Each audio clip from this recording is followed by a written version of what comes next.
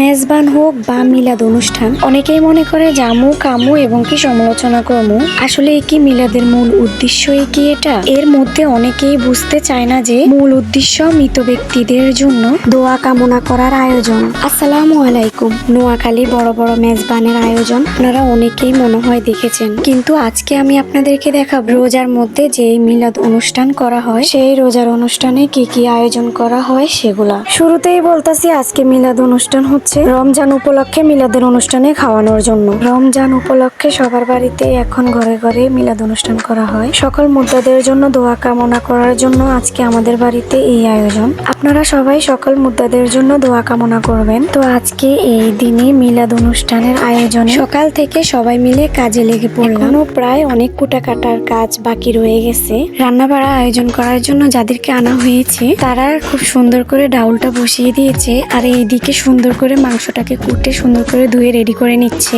কুটাকাটি সবকিছু ফ্রাই হয়ে গেছে, এখন শুধু তারা রান্না বাড়া করবে।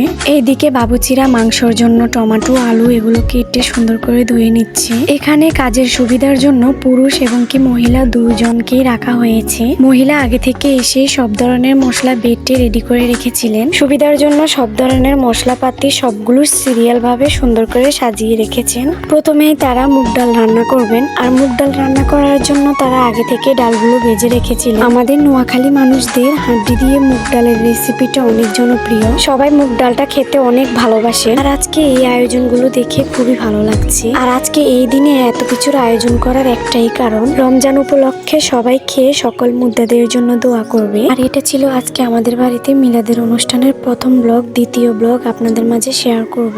এই পর্যন্ত সবাই ভালো থাকবেন, সুস্থ থাকবেন। দেখা হবে নেক্সট ভিডিওতে। আল্লাহ হাফেজ।